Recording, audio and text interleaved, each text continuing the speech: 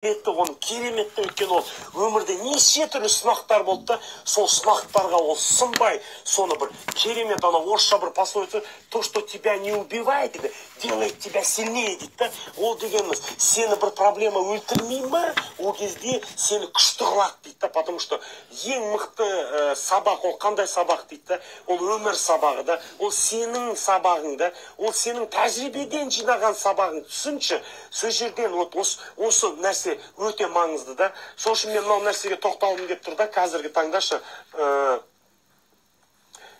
айтып едім ғой, кедергіні кейбіреулер бірінші қорқады, екіншілер ошибка жасаймын деп ойлайды да. А мен сізге айтайын, ошибка жасамасаңыз қателіктер, сіз ешқашан тәжірибе жинамайсыз. Тәжірибе жинамасаңыз сіз жеңімпаз бола алмайсыз. Ал енді екінші мәселені көп адамдар түртпейді екен, соны түрткім келіп тұр. Бүгін кішкене углубленное обучение болады. Сосын кейін партнердан қалай активный партнерді тәрбиелеу сабағына келеміз. Новичоктарға сәл ауру болуы мүмкін, бірақ мынау лидерлерге новичок қазір сен үйрене бер соны, сосын бойыңа сіңіргеннен кейін приблизительно сенде картина пайда болады да. Сол үшін мен сіздерге айтайын, не нужно бояться ошибок дейді да.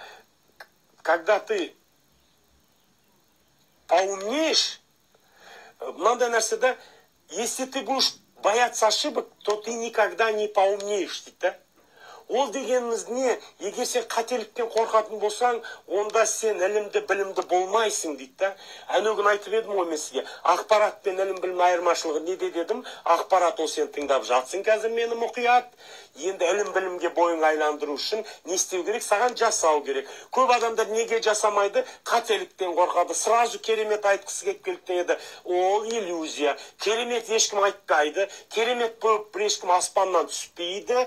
Бәріміз өзіміз үйрену арқылы, жана қателіктер жасау арқылы біз өсіп өнеміз. Бұл жерде мәселе бір қателікті, екі қателікті екінші рет қайталамау. Осы жерде сізге аналитический ойлау жүйеңізді развивать ету керек екен да. Мысалға, кейбір мен байқаймын осы, тем более MLM бизнесте бір қателікті лидер 4-5 рет қайталап атады. Эмоцияға беріліп анау старый подходмен қайталай береді сол қателікті. Кейде сол адамдар, мне кажется, анализировать етуді білмейтін сияқты. Ал менде де ондай болды. Мен де бір рет қателік жасағаннан кейін барып, наставнигімен отырып, ол маған айтты, Мақсат, тебе нужно анализировать твои ошибки деді. Енді сіз айтыңыздаршы, мына жерде қателік жасап атқан лидерлер сіздерде болды ма? Бір-екі рет қателестіңіз, сосын кейін барып анализировать ете бастадыңыз. Анализировать ету дегеніміз не? Сол жасаған қателігіңді қарау. Келесі жолы сол қателікті жасамау. Оны жасамау дегеніміз не? Сол жерде қателікте сенің может подходың дұрыс емес шығар. Енді сол подходты өзгертсеші. Көп адамдар подходтарын өзгерткісі келмейді. Сонымен подход өзгермегеннен кейін сіз на обучениені аласыз, бірақ старый подходпен жұмыс жасайтын болсаңыз, сол старый көрсеткіштерді, результаттарды тартып отырасыз да. Ал енді маңызды емес па сіз үшін жаңа подходты меңгеру, бойыңа сіңіру, сөйтіп оны жасап үйрену, жаңа подходты бойыңа сіңіру үшін айттым ғой, қағазға жаз, сол қағаз арқылы басында действовать етіп үйрен. Мен де сөйтіп үйренгенмін, ештеңе жоқ. Бойыңа бір айда сіңгеннен кейін қағазыңды тастай сал. Уже сен старый подходтан новый подходқа переход жасап жатсың. Бір нәрсені түсініңізші, қорқпаңыз.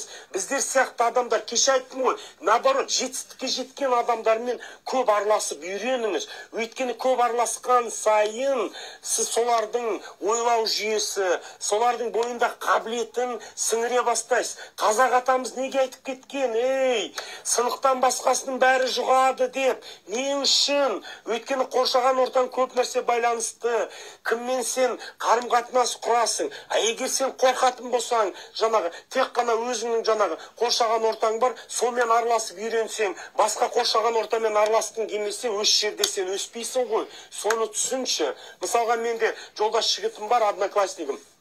Екеуміз де жақсы оқыдық та, мектепте мен қазір талдап отырмын да.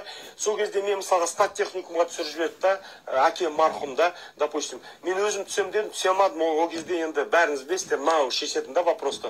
Сол кезде стат техникумға түсірген кезде мен әкем бүйтіп айтқан, ол кісі атты жақсы көретін да. Сол кезде маған мен шілей мынандай малға, атқа кішкене жақындығым жоқ та, түсініңіз ба?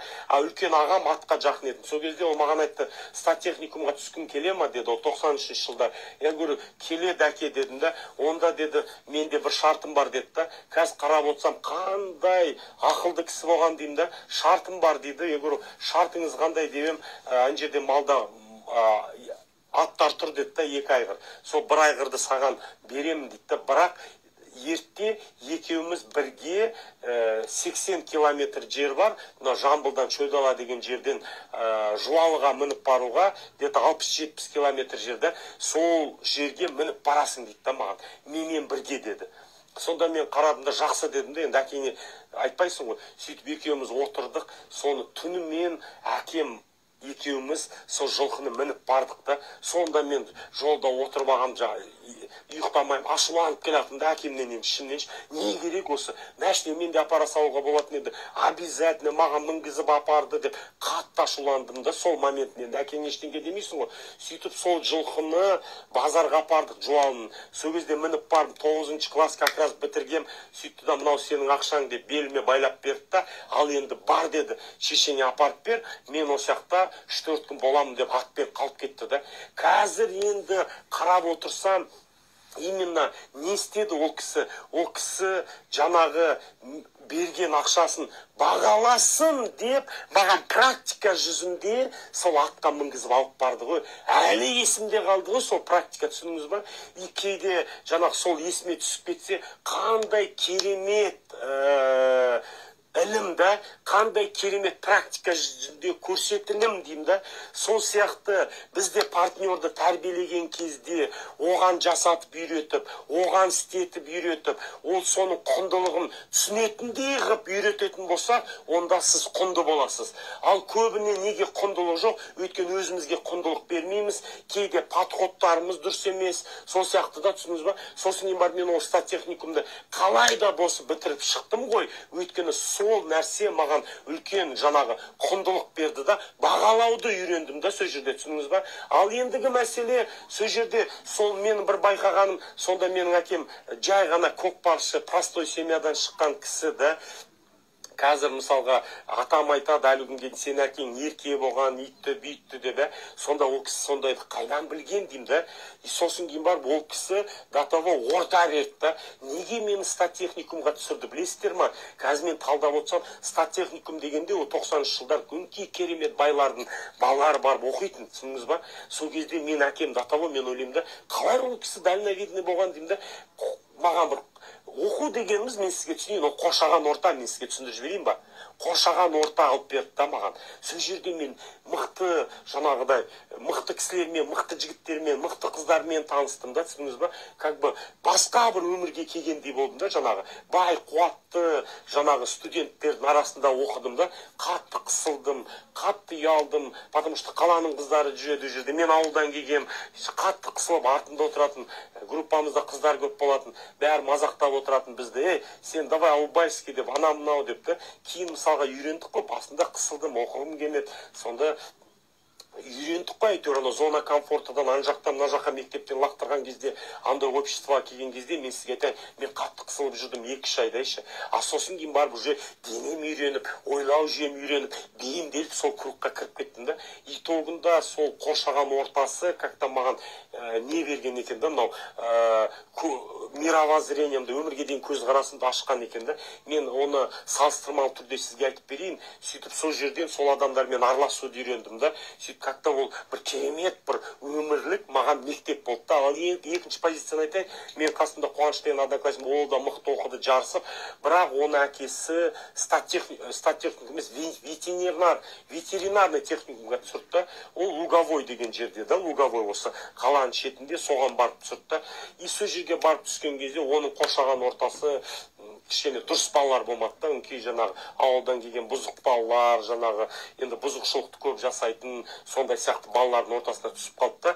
И білесіз ба, сол техникум до конца бітірген жоқ, итогында мен сізге айтайын деп атқан, бір ашықтап берейін деп атқан не болды? Ол сол жерде сондай балаларға бейімделді, бойына сіңді, бойына сіңгеннен кейін ол ойлау жүйесімен ертең ол жерде бітіргенмен тура сондай балаларды тартып тұрады екен да. Именно жаңағы өзі сияқты балаларды тартып тұрды да, жаңағы ішкілікке құмар, жаңағыдай нәрселерге құмар, жеңіл жүріспен жүретін сол балалардың кругына барды да кіріп кетті да. Неге ол жерге ол кіріп кетті? Өйткені ол бейімделді да сол кругқа, түсіндіңіз ба? Сөйтті да сол кругты ол тартып тұрады да. Сосын кейін барып оны бір не қылдым, сөйтті ол жігіт Алматыға көшіп келді. Алматы, Астанада көшті. Екеуміз хабарласып тұрамыз, әлі күнге не көрейік, қайда жүрсің? Постоянно жаңағы шумный жерде анамнау. Бір күні мен бардым, сөйттім да бардым да бір нәрсені түсіндім да, Астанада да өз сияқты адамдар тарта бастағанда, ол тура именно сондай жаңағы енді шетін андай кругта жүреді. Сонда мен бір байқаған, как-то адам сол кругты өзі тартып тұрады да, түсіндіңіз ба? Ал ендігі мәселе, мен оны басқа кругқа алып келем да, жүр, араласа, бүйт, сүйт, сен шыдашы деймін да, 1-2 ай мен қасында жүр, мен саған поддержка берем деймін, қасында 1 айға дейін жүрмейді, 2 апта жүреді да, как бы поддержка берем, сосын кейін барып, мына кругқа үйрене бастым, мен қысылам, мақсат дейді да, ол жерде мынандайлар деп, мынандай жігіттер отырады, мен қысылам өйде, сөйлесе алмаймын дейді, говорю, тоқта, мен де бұл кругқа сразу келген жоқпын, үйрене бастайсың, давай, ол саған керек деп мен үйрете бастаймын, жоқ, ол наоборот маған керек жоқ дейді да, қайтадан сол кругына барып кіріп кетеді да. Не үшін? Потому что ол кругта оған дискант жақсы да, керемет сезінеді. Ал енді мен бұл примерді не үшін сіздерге көрсетіп жатырмын? Өйткені сіздерде де жаңағыдай өздеріңіздің қалыптасқан жаңағы ортаңыз бар да, сол ортаны тарта бастасыз да, өз жерде вибрация күшілді да. Ал енді бұдан алатын біздің бой түзейтін нәрсеміз не? Бұл жерден алатынымыз, значит, мен тартсам, мен бейімдесем, мен ол кругқа баратын болсам, маған мынандай идея келіп тұр да, значит, маған өзгеруге болады ғой. Мен өзімді өзгертсем, ойымды, жаңағы новый жаңа версиямен кіріп, сол адамдай болып, соның версияның ішінде болатын болсам, сөйтіп күнде бір жарты сағат, 1 сағат өзіме уақыт бөлсем, осы жүйелі маркетингте наставнигіме хабарлассам, наставнигімен сөйлесем, интересный осы жүйелі маркетингте жетістікке жетіп жүрген адамдармен мен аралассам, солармен шай ішсем, сөйтіп обученияларға қатыссаңыз, сол кезде сіздің бұрын ғана кертартпа түсініктеріңізді алып тастайды екен да, новый жаңа версияңызда новый разум подпитка басталып, сіз уже сол адамды бойыңызға бейімдей бастайсыз да. Сол үшін неге көп адамдар бейімделмейді? Өйткені олардың сабырлығы жоқ та. Алла тағала Құранда не деп жазған? Мен сабырлылармен біргемін дейді. Еще тәуекелшілдермен біргемін дейді да. Мен сабырлыларды жақсы көремін дейді. Сабырлық деген, ол деген барлық дүниеде керек та. Жанұяда сабырлы болу керек па? Керек. Бизнесте керек па сабырлық деген? Обязательно. Ол кәдімгі бір характер сияқты да, кәдімгі бір қабілет, ол бойыңа сіңіріп алатын да. Осы қабілетің болса, ол былай емес, мен сабырлымын, ештеңке істемей күтіп жатырмын деген адамдардың тарапынан емес. Сен әрекеттесің, амалдасың, тәуекелдесің, тәуекел етіп, Аллахтың атымен әрекеттесің да, и бірақ сен сабырлысың да, сен білесің психологически жетістікке жету тез емес, бірақ сен қазір соның жағдайын жасап жатсың. Қазір сен үйреніп жатсың да, үйреніштесің, өзің үйреніп жатсың, бойыңа жақсы нәрселерді сіңіріп жатсың. Осы сіңіру арқылы сен ертең осы дүние сен жетістікке жете дейтін сен білесің да, и өзіңді психологически настрой ғой, түсіңіз ба? 80% не дейді? Психологияға байланысты деген осы да, күнде сен подпитка жасайсың өзіңде. Так, мынау керек, мен өйткені осыны болашағым үшін жасап жатырмын. Осы нәрсені бойыма сіңіріп алу керекпін. Бойыма сіңіру үшін Мақсат Рысбекович айтты ғой, саған уақыт керек деді. 1 ай, 2 ай, давай 1 жылға мен шыдап берейін, осы дүниені бойыма сіңірейін мен деп. Қазір мен именно бойына сіңіру процесімен айналысып жатырмын. Өйткені менің анау жаңа версиям, менің болашағым сол. Мен оны не үшін жасаймын? Өйткені маған керек. Өйткені мен жәрдемдескім келеді. Білмеймін, арманыңыз бар ма? Там біреулер благотворительный ашам дейді, біреу мектеп ашқысы келеді. Әр адамның арманы бар. Біреу жаңа туысқандарына жәрдемдескісі келеді. Солар сияқты, түсініп тұрсыз ба? Сол арманыңа жете дейтін дүние осы ғой. Маңызды емес біреудің айтқаны, біреудің не дегені, маңызды емес. Маңызды сен үшін, сен арманыңа берік бол, сенімді бол арманыңа. Осы сенімің, осы жасап атқан сенің құрал саймандарың сені жетістікке жетелейтініне сен сенімді бол да, күнде соны бойыңа сіңірумен айналысташы, бойыңа сіңірумен. Өйткені 24 сағат уақытың бар, көп адамдардың уақыты болашақ үшін жасалынбаған. Әйтеуір күнделікті бытовой тірлік бітпейді, есіңізде болсыншы. Ол ешқашан бітпейді. Тұрасың, азанда тұрасың, анау болады, мынау, әйтеуір күнделікті әдет болып қалған, ананы істейсің, мынаны істейсің, болды, ол дүние бітпейді. Өйткені бойыңа қалыптасқан нәрсе, түсініңіз ба? Сол бытовуха құртатты бәрімізді. Оны тиімді пайдалансаш, ол саған керек қой, түсінші. Сенің ниетіңе, пейіліңе Алла тағала береді деген сол да, сен ниет етсең, пейілің жақсы болса, күнде әрекет амалда болсаң, күнде үйреністе болсаң, күнде сен болашағың үшін усилие жасап жатсаң да, осы еңбекті күнде етіп атсаң, саған бермегенде Алла тағала кімге береді, түсінші. Ана диванда жататын жайбасарларға бермейді, анау әңгімемен айтады, өзі жатып айтады да, түсініңіз ба? Сөйтіп айтатындар емес, әрекет амалда жүргендер. Сіздерде бар ма араларыңызда кейбір неграмотный нәрселер бар да, допустим, неграмотный адамдар, который түк білмейді, бірақ ода дүние бар да. Енді сіз ойландыңыз ба, ода дүние неге бар? Вот көрдіңіз ба, базарда байыған жаңағы малмен, енді бір қойды екі қойға. Мысалға мен жақында бір ағамызбен таныстым, сіздерде танитын шығарсыздар. Шұбат ресторан ашқан, Алматыда үлкен кісі, көшіп келген кісі, қазіргі таңда 5000 түйесі бар. 5000 түйе. Түсініп тұрсыз ба? Бір түйеден бастадым дейді. Бір түйе 5000 түйеге себепкер болды дейді. Мен түсіндім дейді оның формуласыншы. Түсінгенде ол элементарный нәрсе дейді. Оны любой адам жасаса, оның ертең 5000 түйесі болады дейді. Сонда мен қарақ қаптың, ол не нәрсе деймін да? Ол дегеніміз, осындай элементарный дүние бар, жаңа түйені сіздер білесіздер, малды қалай көбейту. Бірақ төлін жемеу. Төлін, ол төлде көбейтеді деп ниет ету. Түсініңіз ба? Төлді төл алып келеді деп ниет ету. Сөйтіп, бір финансымен бір 100-200 төлге жеткен кезде, сол жерден сен өзіңе рұқсат бересің, бір-екі төлді алуға. Пока сен өзіңді тәрбиелейсің, соны, ол мақсатың сенің, өткен сондай статистика бар да көбет. Сол сияқты жүйелі маркетингте де простой дүние бар да, үлкен лидер болуға, үлкен команданы қалыптастыруға. Түсініңіз ба? Ал енді бұл жерде не көп адамдарда болмайды, өйткені терпение жоқ, сабырлық жоқ, и күнде еңбек етіп, күнде бір нәрсені қайталағысы келмейді, постоянно елге звондағысы келмейді, встреча жасағысы келмейді, командадан, жаңағы партнерлардан активный партнер тәрбиелегісі келмейді. Осы дүниені бойыңа сіңіріп, күнделікті сен осыны 2 жыл бойы жалықпай жасай берші, осыны 2 жыл бойы. Сонда сенде не болады? Сенде жетістік болады. Сен лидер боласың. Ал көбісі неге лидер бола алмайды? Өйткені ставка қояды, подходы дұрыс емес, кішкене жұмыс жасайды, ойбай шаршадым дейді. Бұл усилие ғой адамдармен жұмыс жасау деген, түсініп па? Сол саған усилие вкладывать етсін, сен де багыңды подпитывать етіп отыру керексің. Сол сияқты мәселелер бар да, сол үшін мен сізге айтайын, анализировать етіңіз. Қателік жасадыңыз ба, анализ жасадыңыз. Так, мен мына жерде былай істедім, өте оңай. Ручка аласыз, так, мен мына жерде мынандай істедім, значит, мына подходты ауыстыру керек. Жаңа подход дегеніміз мынау. Жаңа подход келетін болса, өзгеріс келеді, жаңа адамдар келеді. Жаңа адамдармен келген адамдарды қабылдайында, жаңа адамдарға олардың қалай партнерді, ключевой партнерді тәрбиелеуді маған меңгеріп алу керек. Ол үшін маған қазір соны үйрену керек. Приблизительно сөйтіп ақырын сіздің ойлау жүйеңізде трансформация болады. Сіз қолдану арқылы тез үйрене бастайсыз да. Сол үшін анализировать етіңіз. Подходыңыз жұмыс емес па, ауыстырыңыз подходыңызды. Сөйтіңізді ақырын сол подходқа бейімделіңіз. Күнде өзіңе айту арқылы, бейімдеу арқылы, өзіңе жұмыс жасау дегеніміз сол, өзіңе жарты сағат уақыт бөл, өйткені күніне 1 сағат уақыт бөліп қой, ақырын соны үлкейте бересің де, түсіндіңіз ба? Қалған мәселелердің бәрін істеуге болады.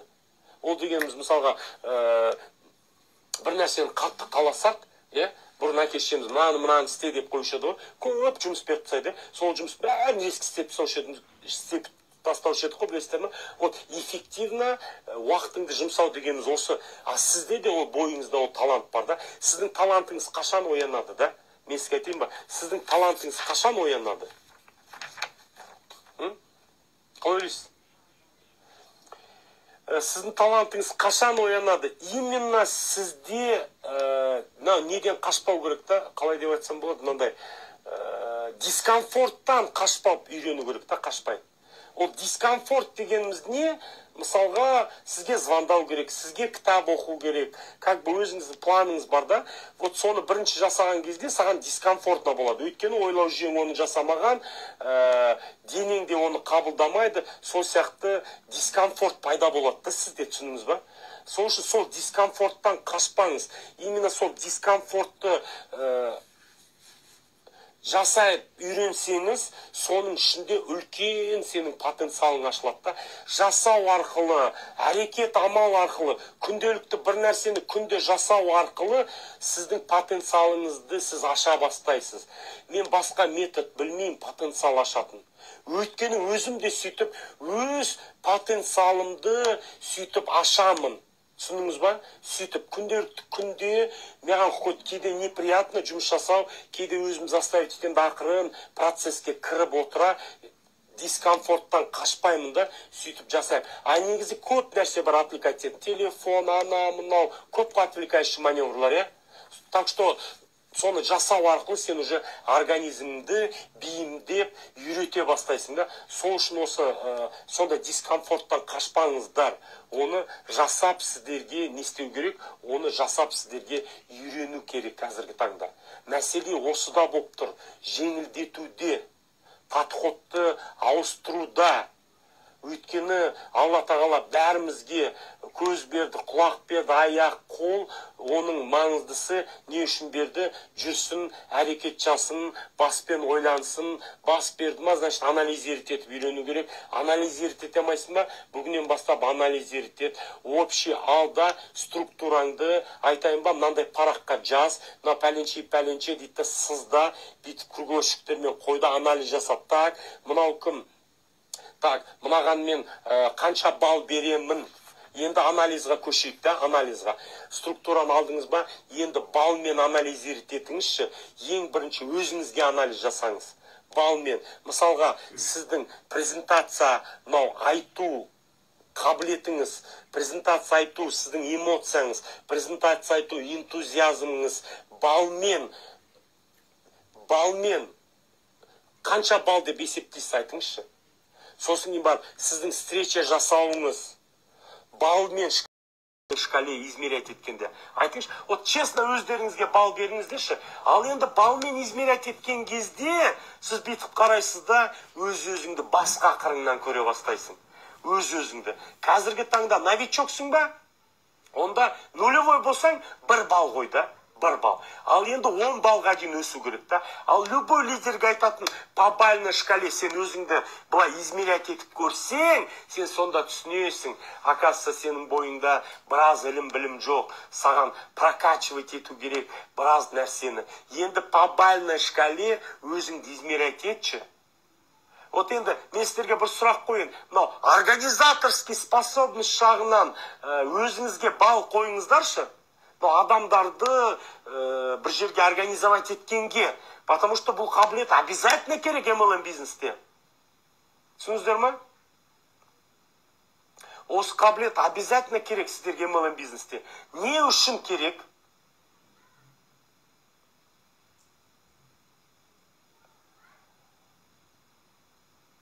Не үшін керек MLM бизнесте бұл қабілет? Өйткені организация способность сіздің керек. Егер сіз промоушнды дұрыс айтып, жаңағыдай, чтобы люди захотели деп, сіз соны дұрыс түсіндіре алсаңыз, өз арманыңызды дұрыс айта алсаңыз, оның да арманы оянады да, өйткені ол да армандағысы келіп кетеді да. Сол сияқты сізге осы организаторский способностьте сіз оған передавать етіп үйрену керексіз да эмоцияңызды. Оның құнды екенін түсініңіз ба? А по бальной шкале сізге именно осы нәрсе именно керек болып тұр да қазіргі таңда.